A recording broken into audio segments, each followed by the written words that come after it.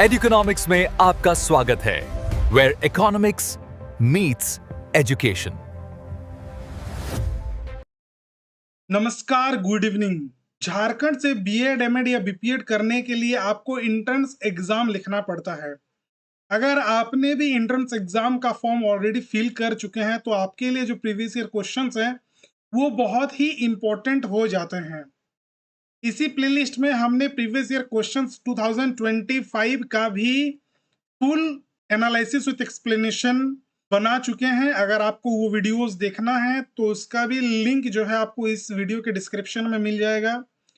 आज के इस क्लास में हम लोग 2024 के जो इंग्लिश के प्रीवियस ईयर क्वेश्चंस हैं, टोटल 15 क्वेश्चंस, इसको डिस्कस करेंगे विथ एक्सप्लेनेशन। देख लेते हैं सबसे पहले what we will learn in this video. So today we will learn in this video that mastering synonyms के बारे में हम लोगों को जानकारी मिलेगी। कॉमन इडियम्स एंड फ्रेजेस आपको पता चलेगा। Tenses and verb forms, correct use of prepositions, one word substitutions and adverbs, ये सभी चीजें जो है इसकी जो पूरी जानकारी आपको इस वीडियो के अंत तक मिल जाएगी। टारगेट क्या है? 15 इन इंग्लिश ग्रामर सेक्शन, ये आपका भी टारगेट होना चाहिए। ये क्या है? तो these are the original questions of year 2024 English previous year questions. So इसी को हम लोग एक एक करके डिस्कस करेंगे पूरे ही लेक्चर में। देखते हैं सबसे पहला क्वेश्चन क्या है। तो फर्स्ट क्वेश्चन है, क्वेश्चन नंबर 1 है, choose the synonym for the word. एक वर्ड आपको दिया गया है बफल। ये जो वर्ड है इसका आपको सिनोनिम फाइंड करना है, यानी कि समानार्थक शब्द। आपके पास 4 ऑप्शन है। ऑप्शन नंबर ए है एनोइंग, ऑप्शन बी है इरिटेट, ऑप्शन सी है डिस्ट्रॉय, ऑप्शन डी है आपके पास पजल। आपको सही उत्तर जो है वो आप क्या कर दीजिएगा, कमेंट कर दीजिएगा। देख लेते हैं इसका सही उत्तर क्या हो जाएगा। तो correct answer is the puzzle, option number D. Baffle जो होता है उसका मीनिंग क्या होता है? बफल का मीनिंग होता है टू कंफ्यूज समवन कंप्लीटली, किसी को पूर्णतः या पूरी तरह से उलझन में डाल देना, जिसको हम लोग जैसे पजल का भी वही मतलब होता है। यानी कि पजल और बफल ये दोनों ही समानार्थक शब्द है, यानी कि सिनोनिम्स है। तो बफल का अर्थ क्या होता है? पूरी तरह से उलझन में डाल देना, और पजल ही इसका सही पर्यायवाची शब्द होंगे। So moving to the next question, question number 2, choose the synonym for the word callous. Callous जो शब्द है इसका आपको सिनोनिम बताना है। 4 ऑप्शन है आपके पास, केयरलेस, फॉरगेटफुल, डिसेप्टिव या फिर अनफीलिंग। 4 ऑप्शन में से जो सही होगा आप इसको कमेंट कर दीजिएगा। देख लेते हैं इसका सही उत्तर क्या हो जाएगा। तो अनफीलिंग, यानी कि कैलोस का मतलब क्या होता है? डिस्क्राइब्स ए पर्सन, एक इंसान के बारे में बताना, हु डज नॉट केयर, जिसको कोई फर्क नहीं पड़ता अबाउट द फीलिंग्स और सफरिंग ऑफ अदर्स, यानी कि उसको किसी और से कुछ लेना देना नहीं होता है। कैलोस का अर्थ होता है कठोर या निर्दयी, जिसे दूसरों की भावनाओं से कोई फर्क नहीं पड़ता है। तो वही क्या हो जाएगा, अनफीलिंग, यानी कि जिसके अंदर फीलिंग्स नहीं हो। होपफुली आपको क्वेश्चंस जो है आसानी से समझ में आ रहा है। क्वेश्चन नंबर 3 देखते हैं क्या है कि choose the correct meaning of the idiom. ये जो इडियम है, जो मुहावरे हैं, इसके आपको जो सही मीनिंग है वो बताना है। टू टॉक सॉफ्ट, क्या है? इडियम है टू टॉक सॉफ्ट। आपके पास 4 ऑप्शन है। ऑप्शन है टू टॉक ए लॉट, बहुत ज्यादा बात करना, to use phrase peculiar to one's employment, option C है टू लाइक टू सॉफ्ट, और ऑप्शन डी है टू लाई। जो सही उत्तर है आप उसको कमेंट कर दीजिएगा। देख लेते हैं इसका सही उत्तर तो क्या हो जाएगा। To use phrases peculiar to one's employment, यानी कि to talk soft. To talk soft का मतलब क्या हो जाता है? To talk about your work, अपने ही काम के बारे में बात करना, और बिजनेसेस या फिर आपके अपने व्यवसाय के बारे में, व्यापार के बारे में बात करना। Even when you are not working, जब आप काम नहीं कर रहे होते हो तो भी आप अपने काम के बारे में ही बात कर रहे हो, तो उसको हम लोग मुहावरे के तौर पर टू टॉक शॉप बोलते हैं। काम के समय के बाहर भी अपने काम या व्यापार के बारे में ही बातें करने को हम लोग टॉक शॉप कहते हैं। क्लियर है? Moving to the next question, question number 4. Choose the correct meaning of the idiom. क्या है? To beat the year. To beat the year. आपके पास 4 ऑप्शन है, आपको बताना है सही उत्तर क्या है। अगर आपको पता है सही उत्तर क्या है तो आप उसको कमेंट कर दीजिएगा। देख लेते हैं यहाँ पर आपके पास क्या क्या ऑप्शन है। Efforts that are in vain और यूजलेस। ऑप्शन बी है to use satisfied with one's performance. Option C है टू बी एक्सट्रीमली रिलीव्ड और ऑप्शन डी है to be very happy. 4 option में से आपको बताना है कि सही उत्तर क्या है। देख लेते हैं इसका सही उत्तर क्या है। Efforts that are in vain और यूजलेस, यानी कि to beat the air means to make a great effort, किसी चीज पर बहुत ज्यादा मेहनत करना। दैट प्रोड्यूसेस नो रिजल्ट, जिसकी कोई भी जो रिजल्ट है वो नहीं होता है, यानी कि परिणाम नहीं होता है, लेकिन उस पर जो प्रयास है वो जी तोड़ मेहनत किया जाता है। क्लियर है? मीनिंग समझ में आया? तो व्यर्थ की मेहनत करना या फिर ऐसे प्रयास करना जिसका कोई भी परिणाम नहीं निकले उसको हम लोग कहते हैं efforts that are in vain और यूजलेस। यानी कि इसके लिए जो आपका इडियम है, मुहावरा है, वो क्या हो जाएगा? To beat the year. Clear है? Next question, question number 5. Choose the correct meaning of the idiom to rate soundly. To rate soundly आपके पास 4 ऑप्शन है। To sincere strongly, to acquire heavy profits, to be at peace और to assure somebody। Clear है? 4 option जो सही है आप उसको कमेंट कर दीजिएगा। देख लेते हैं इसका सही उत्तर क्या हो जाएगा। टू सेंसियोर स्ट्रांगली, यानी कि टू रेट साउंडली का मतलब क्या होता है? मींस टू स्कोल्ड और क्रिटिसाइज समवन वेरी सेवरली, किसी की बहुत कठोरता से निंदा करना या उसे बहुत बुरी तरह से डांटना। क्लियर है? Moving to the next question, question number 6. Choose the correct meaning of the idiom French leave. एक इडियम है, क्या है? French leave. आपको बताना है कि इसका सही उत्तर क्या है, इसका मतलब क्या है, इस मुहावरे का मतलब क्या है। 4 ऑप्शन है। A person who does not take leave, एक ऐसा इंसान जो छुट्टी ही नहीं लेता है। लीव विदाउट परमिशन, बिना ही आप पूछे क्या करते हैं, छुट्टी ले लेते हैं। To take a long leave, आप बहुत लंबे समय तक छुट्टी लेते हैं। या to take a day off and have fun, छुट्टी लेकर के आप मजे करते हैं। क्या है सही उत्तर? आप कमेंट कर दीजिएगा। देख लेते हैं इसका सही उत्तर क्या हो जाएगा। Leave without permission. French leave refers to an absence or departure from work without asking from permission. Without asking for permission, यानी कि बिना किसी सूचना या अनुमति के काम में अनुपस्थित हो जाना को ही हम लोग कहते हैं फ्रेंच लीव। नेक्स्ट क्वेश्चन है, question number 7. Fill in the blanks. His behaviour dash annoy me। देखिए अब ये जो है ये आपका टेंस का पार्ट हो जाएगा। फिर आपको वर्ब्स जो है वो मिलेंगे, प्रीपोजिशन जो है वो सब मिलेंगे। तो ये सभी जो है ये आपको अभी से इस क्वेश्चन जो अगले क्वेश्चंस आने वाले हैं ये सभी जो है इसका उदाहरण आपको देखने को मिलेंगे। तो ये सभी जो चीजें हैं ये आपको पढ़ना है एग्जाम से पहले ही। क्या है question? His behaviour dash annoy me, आपको डैश में बताना है कि क्या होगा। आपके पास 4 ऑप्शन है। ऑप्शन ए है एनॉय, ऑप्शन बी है एनॉयज, फिर ऑप्शन सी है एनोइंग एंड ऑप्शन डी है हैव एनॉयड। आपको जो सही उत्तर है उसको आप कमेंट कर दीजिएगा। देख लेते हैं इसका करेक्ट आंसर क्या हो जाएगा। एनॉयज। देखिए जो बिहेवियर है वो क्या है, वो सिंगुलर नाउन है। तो सिंगुलर नाउन के साथ हमेशा हम लोग सिंगुलर वर्ब ही यूज करते हैं, तो इसलिए एनॉय की जगह एनॉयज हो जाएगा इन सिंपल प्रेजेंट टेंस।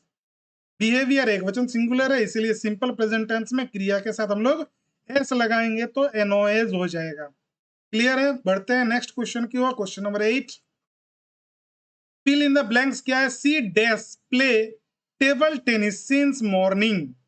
ठीक है, अब जब सिंस मॉर्निंग हो गया या फिर इस तरह के जो है आपको ये देखना पड़ेगा कि ये कौन से टेंस का कौन सा है आपका, पहले कि प्रेजेंट में है कि फ्यूचर में है कि पास्ट में है। फिर आपको उसके जो अलग अलग टाइप्स है उसको भी देखना पड़ेगा कि किस में आते हैं, तभी आप इसको सॉल्व कर पाएंगे। देख लेंगे सही उत्तर। एक बार ऑप्शन देख लेते हैं। प्लेइंग, फिर है was playing, has been playing और प्लेड। तो यहां पर करेक्ट आंसर हो जाएगा हैज बीन प्लेइंग। तो we use present perfect continuous में हम लोग हैज और हैव के साथ हम लोग बीन का यूज करते हैं प्लस वर्ब और उसके साथ आईएनजी का यूज करते हैं। When an action started in the past, जब कोई काम पास्ट में यानी कि भूतकाल में शुरू हो लेकिन अभी भी चल रहा है, स्टिल कंटिन्यूइंग, तो हम लोग उसको क्या बोलते हैं, प्रेजेंट परफेक्ट कंटिन्यूअस टेंस में रखते हैं। जब कोई काम पिछले समय ही से ही शुरू होकर अब तक चली आ रही है, जैसे जैसे यहाँ पे सिंस मॉर्निंग, सुबह से वो खेल रही है, तो हैज बिन प्लेइंग का प्रयोग होता है। होपफुली आपको बहुत अच्छे से इजी तरीके से समझ में आ रहा है। Moving to the next question, question number 9, fill in the blanks. आपको क्या है, इफ यू डैश, फिर है मीट, आपको यहाँ पर वर्ब का दिया हुआ है, वर्ब का कौन सा फॉर्म यहाँ पर आप यूज करेंगे उसको बताएंगे। ही नाउ ही में एडवाइज यू, ओके। आपके ऑप्शन है मीट, मैट, हेड मैट और has mat.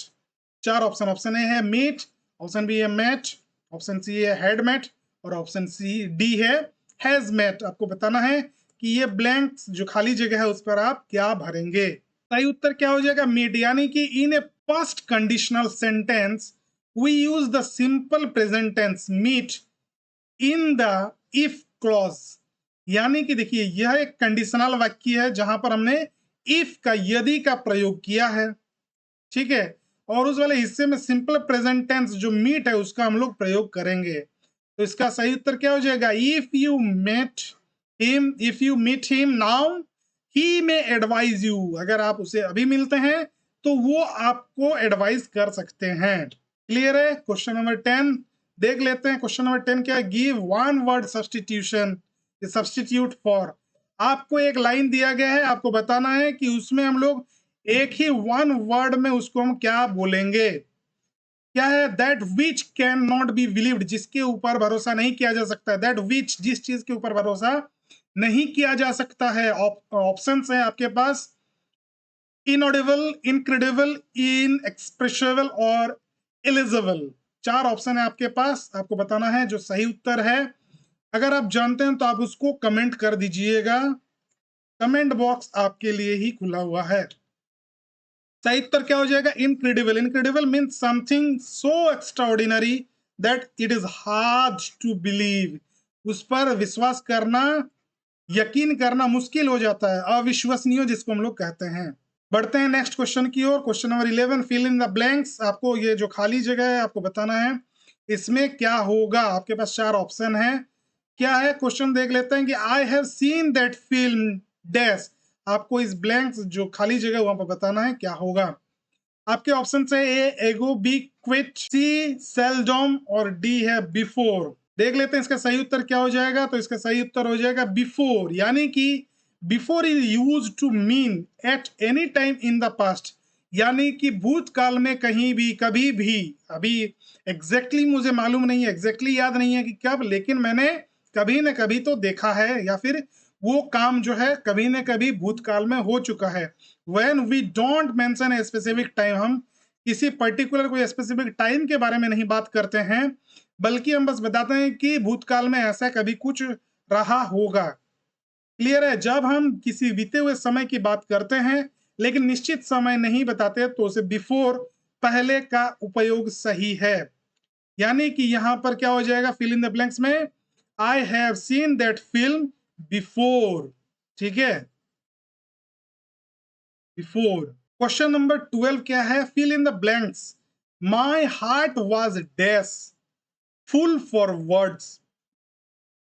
My heart was dash full for words. आपके ऑप्शन है, ऑप्शन नंबर ए टू, फिर ऑप्शन बी है सो, ऑप्शन सी है वेरी और ऑप्शन डी है नॉन ऑफ दीज। आपको बताना है कि इसका सही उत्तर क्या होगा। So correct answer is too, यानी कि द स्ट्रक्चर टू फॉर और टू इज यूज्ड, किस लिए यूज किया जाता है, to show an excess that leads to a certain result. यानी कि टू जो होता है, फुल फॉर वर्ड्स एक मुहावरा है, टू फुल फॉर वर्ड्स एक मुहावरा है जिसका अर्थ है इतना भावुक होना कि शब्द न निकले। यानी कि इसका सही उत्तर क्या हो जाएगा, too. Question 13, fill in the blanks. Madhu died dash cancer. यहाँ पर जो डैश है आपको बताना है कि वहां पर क्या होगा। 4 ऑप्शन है। ऑप्शन ए है ऑफ, ऑप्शन बी है ऑफ, ऑप्शन सी है विथ और डी है ओवर। ओके, देख लेते हैं इसका सही उत्तर क्या हो जाएगा।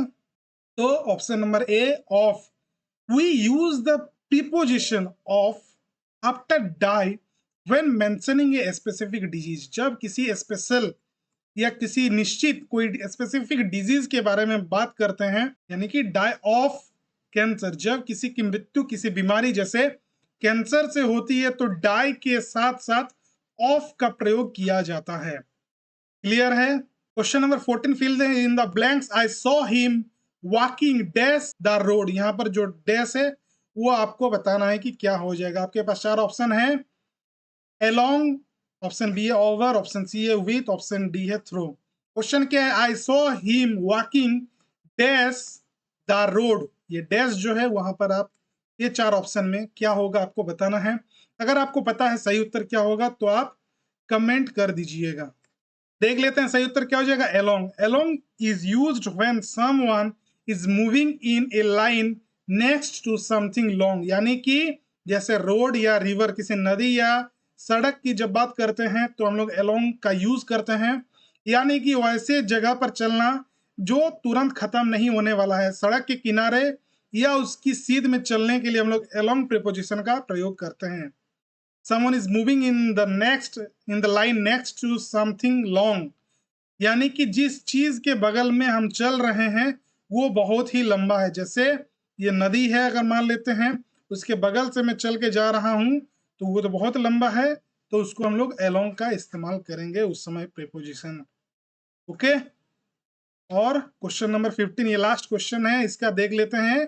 फिल इन द ब्लैंक्स क्या है। Rani jumped dash the river to bathe. Rani jumped dash the river to bathe. Option है in, by, at, into. Option A क्या है इन, ऑप्शन बी है बाय, ऑप्शन सी है एट और ऑप्शन डी है into. सही उत्तर आप कमेंट कर दीजिएगा। देख लेते हैं क्या हो जाएगा सही उत्तर। Into. Into is used to show movement from outside to the inside of something. किसी भी चीज से जब बाहर से अंदर की ओर गति होती है, मूवमेंट होती है या दिखाई देती है तो हम लोग इनटू का प्रयोग करते हैं।